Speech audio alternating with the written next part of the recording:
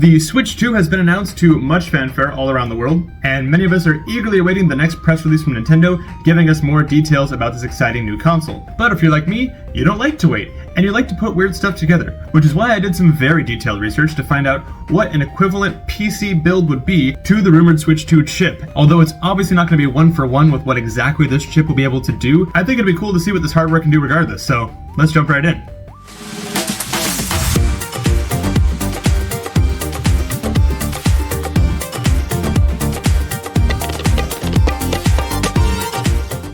So according to my research, a decently close desktop CPU is a Ryzen 5 5500, which conveniently is pretty inexpensive to purchase right now. And for the GPU component, apparently an RTX 3050 is quite close to what the Switch 2's graphical power will be, which conveniently, I already have one from the Optiplex video. Check that out if you missed it. So one scarily convenient Amazon order later, and I had all the parts for this build, so let's build. Okay, I've just finished scavenging the power supply, 3050 and RAM from the Optiplex project over here, and you can see how awesome that handiwork looks when it's open. But it worked though, it worked. Check out that video if you missed it. But now we're gonna check out this certified refurbished motherboard. And I chose this one mostly because it was a great deal on Amazon, but also because of the I/O. This is gonna be used for another project later, in which having all of these SATA ports, and having this 2.5 gig Ethernet here will be very handy. So subscribe to find out what that's all about. And oh right, this is the Asus TUF Gaming B550 Plus Wi-Fi 2 motherboard, which apparently comes with stickers? What? I've never bought an Asus motherboard before. I've gotten them used, but I didn't know there were stickers, so the fanfare is real. What's also nice is under this shielding, we have an M.2 slot, and so for that we'll be using this Patriot M.2 512 gig SSD, which I honestly chose because it was really cheap, but I think it'll perform really well for what we're doing here. And of course, the star of the show, the Ryzen 5 5500 CPU, which, sorry, heard my dog doing something crazy, which currently only costs about 110 bucks Canadian, since they are cycling out AM4 pretty fast. Let's get this boy cracked open with our precision bit screwdriver. LTTstore.com. It's really hard to say that fast. Lock that CPU in there. Well, that could have looked a lot cooler, but there it is. Get that shiny new cooler on there. Feels like the Mars landing trying to do this with one hand. One small step for man. Did I just refer to the Mars landing as if that's something that's already happened in history? That's cool. For my M2, I think I'll use this one. There are two M2 slots, but this one just feels way easier to get to down the road, because that one's going to have a graphics card in it. So let's do our future selves a favor, shall we? Add our standoff right here. There we go. Doing this all one-handed is incredibly difficult, but we're doing it. And that is a good looking M2. Oh crazy, it has like a thermal pad built into the shield. I guess that makes sense, I've just never had shields before, but I guess I'll use that. Got our RAM in there, and yes, I'm one of those weird people who's doing kind of dual and a half channel, mostly because this is the 16 gig set that I bought for the Optiplex project, and I have that in the dual channel slots, and there's just a spare 8 gig I had, which I thought I'd throw in there for the heck of it, because more RAM equals better, right? But I'm sure someone will disagree in the comments. Now for our beautiful RTX 3050, which is still in low profile mode from the Optiplex, which is actually fine. This is actually going to be running as a test bench for the purpose of this benchmark, because this overall hardware is going to go into that future video I alluded to earlier, so stay tuned for that. And speaking of, I bet you didn't know that IKEA sells test bench risers, but there it is, in all its glory. Definitely its intended use. Just realized I have no monitor, and we're moving, so I'm gonna shimmy way to the back of the storage room. Hey, random Samsung monitor to the win. Moment of truth. Step 1, RGB. Did not know I was getting that. And then my super cool power switch. Haven't jumped a computer like that in a while. Looking good. Oh yeah, I didn't plug in a keyboard. That might be helpful. Well, at least we'll see if anything comes up on the screen. Is that a good LED or a bad LED? Oh, I think it was memory training. That's good. Green seems good. Oh, monitor. When you also bought this monitor pre-owned on Amazon, kind of certified refurbished. Hey, total memory, 5500, M2. Okay, that's fantastic. She is working. So now, we'll install Windows and we can get this thing benchmarking. And he's off. Alright, let's start the party off with some Marvel Rivals. And as usual, we gotta wait for these shaders to compile. So, stand by. Okay, we made it to the menus. That's a good first step. Okay, let's check our settings here. Super resolution mode, frame gen, no thank you. The latency, no thank you. I have an FPS counter of my own. Do not give me VSync, so we can actually see what this thing can do. Graphics quality. Let's be bold. Let's start with high and see what we get. Let's be Hawkeye. Snipe some bots. Okay, so far I get 55 lows, 61, pretty smooth. I'm so good at this game. Considering the 1% lows are hovering around 60, and we're at 1080p high settings, that is a very good sign to start us off. I'm sure we've all tried to run Fortnite and Rocket League on the Switch 1, and it's weird to say the Switch 1, but I guess there is a difference now. And so running this game at high settings, 1080p, with a smooth 60, borderline 70 FPS is a really good start. And speaking of Rocket League, let's keep in esports land and give it a shot and just see how much we can crank it on this new setup. Let's go to our settings, video, no VSync. Give me some high anti-aliasing, some high quality renders, uncapped frames per second, high quality everything. Basically everything that I wish the Switch version of Rocket League was, and definitely is not. Let's go, buddy. 252 FPS. Let's go. Okay, off to a great start. I'm working with Khan and Shepard, neither of which know how to do a ball touch, so that's a good start. Yeah, let's go. Get in there, bud. He almost stole my goal. Did you see that? He almost stole my goal. Not today, bud. Not today. So far, we're getting 1% lows of about 220 FPS, and we're averaging around like 280. That's a great start. That's friggin' wonderful. Just a little better than the Switch 1. And again, this is high settings, high anti-aliasing. Oh, I missed that. Good job. Shepard, you had one job. Was to not do that. Was to not whiff so hard. I got a little overconfident there, but it still worked out. Okay, that's enough Rocket League. I think it's safe to say that Rocket League is a huge pass. A++. Now let's kick it up a notch and try out Jedi Fallen Order and see how far we can push the settings. If you guys have watched my past benchmarking videos, you know that this is one of my favorites to see what the hardware can do, because it's one of those, like, not ultra recent, but not really old either, so it's kind of in that sweet spot for benchmarking tests like this. Go to my video settings, max FPS, fine, yeah, max FPS 144, sure. Epic everything. Let's go. Okay. Epic everything. Let's see how he does on ultra settings, 1080p. RTX 3050 plus a Ryzen 5 5500. It's definitely going to fare better than the Optiplex. Oh, there's a stutter. Alright, let's do some running around here. Oh yeah, climbing is the lift trigger. Pretty solid so far. The 1% lows are like locked at 60. Oh, I've stumbled into a cinematic. That's not helpful.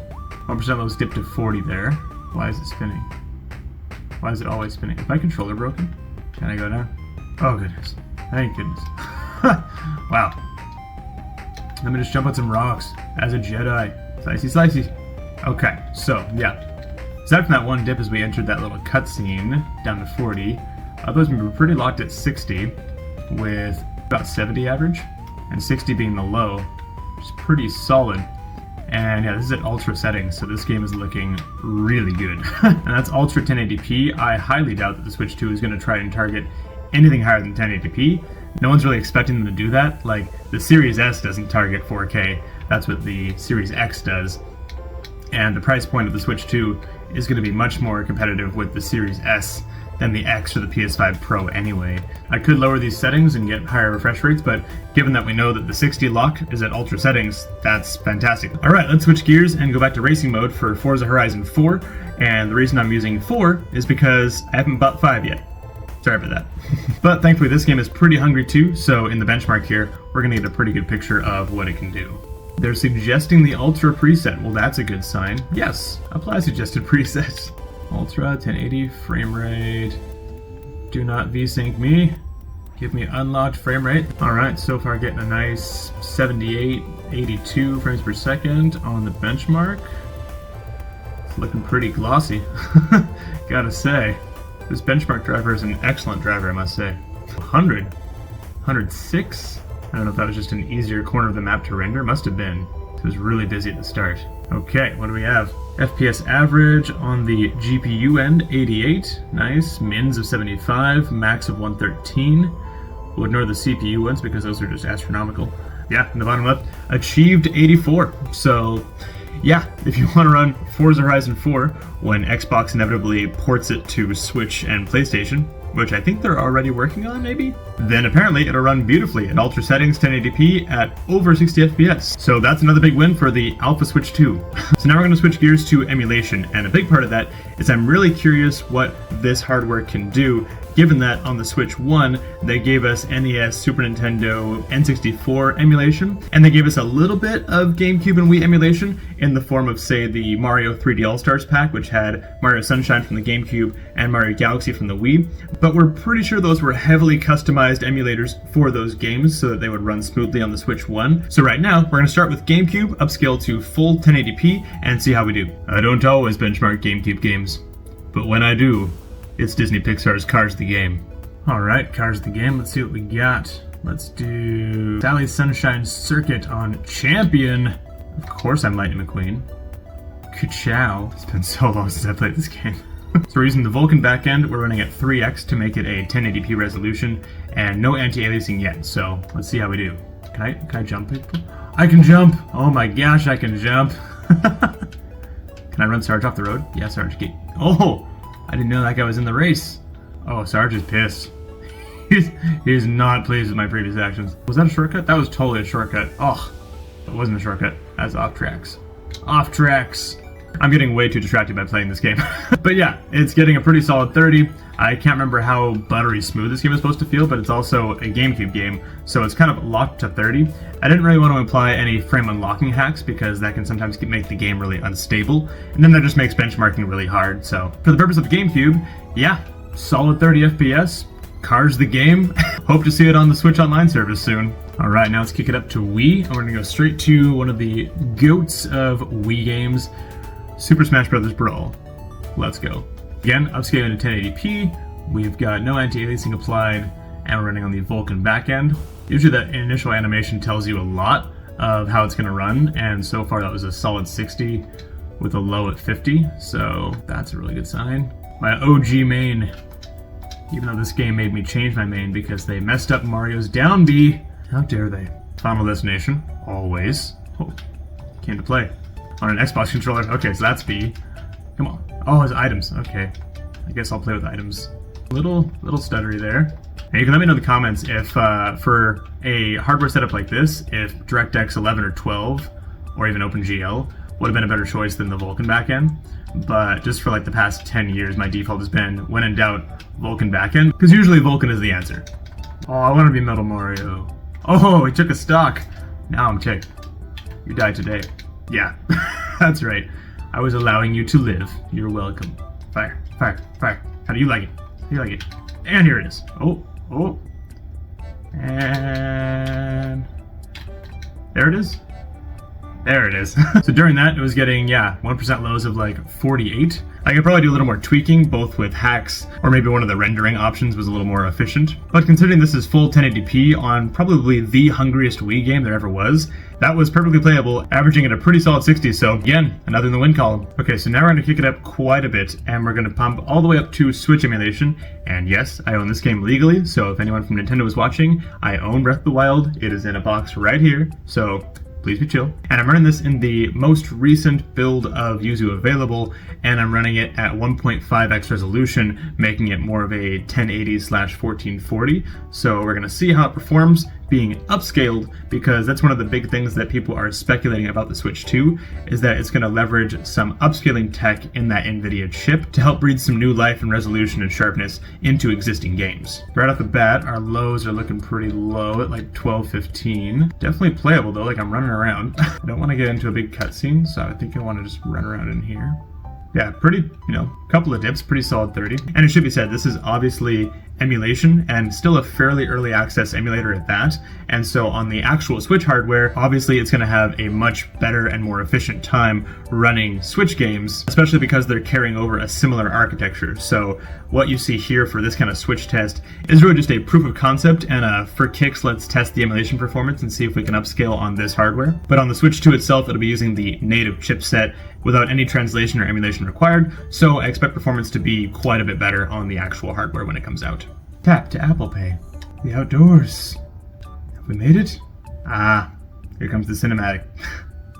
I forgot what a slow build it is at the start of Breath of the Wild, but that's fine. I think we've seen enough of this proof of concept emulation test to see that, yes, even at 1.5x resolution, it's running at a pretty solid 30 with minor dips, and those minor dips wouldn't really even be a factor in the actual hardware. Which is a pretty cool find, given that this benchmark isn't quite as scientific as the ones before. Am I claiming this channel is scientific at all? No, but we strive for science. Lastly, partly for kicks, partly to prove that this hardware can do it, I just want to see this thing emulating 360 games, and what better game than an originally Nintendo game that was supposed to be ported to 360 that never saw the light of day, that is also technically a lot more chill to show off in an emulation video like this, GoldenEye 007 Remaster for 360. Oh, this port feels so good. Secret Agent, baby. Such a tragedy this game never made it out. It's so good. I love that people have pushed patches to this unfinished game to fix various stability things where it crashes in certain levels, so you can actually play this game all the way through now if you want to. I was gonna say modern controls, except they still invert your... yeah, thank you. They still invert your axes out of the game for some reason. There we go. You have ceased to live. Oh yeah. OG graphics. Modern graphics. Delightful. Let's stay pistoled up here. Hello.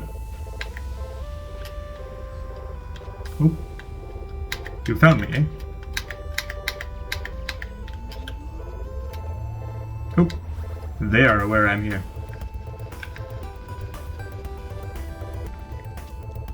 I emptied that clip to nowhere. There we go. That's one. There we go. Well, this game is running buttery smooth. 1% lows of, well, 30 right now because it's loading a new area. Who did I miss? Oh, he's way up there. I don't remember them being so long range before. I guess I just made a lot of noise. Probably shouldn't go too near that while it's still blowing up. Oh, hey, bud. Sneaky, sneaky. There's no way you can do aiming like that on the 64 controller. Oh, I missed someone. Who is shooting at me? Pro gamer. I don't know if I actually dropped him or not. Oh, I must have. He raptured away. All right, well that was super successful. I'm very impressed with what a budget 3050 and a Ryzen 5 5500, just in general, given that this hardware is so budget, like this was a like $200-ish graphics card and a $100-ish CPU.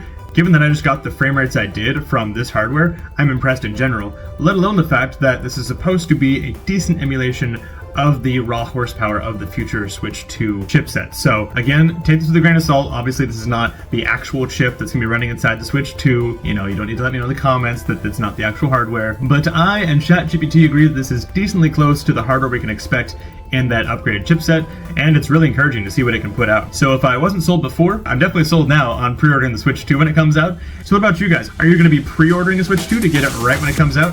Or are you going to wait a little bit and see how actual tests of the actual hardware look? Either way, thank you guys so much for watching. Please subscribe to help out the channel, and I'll see you guys in the next one.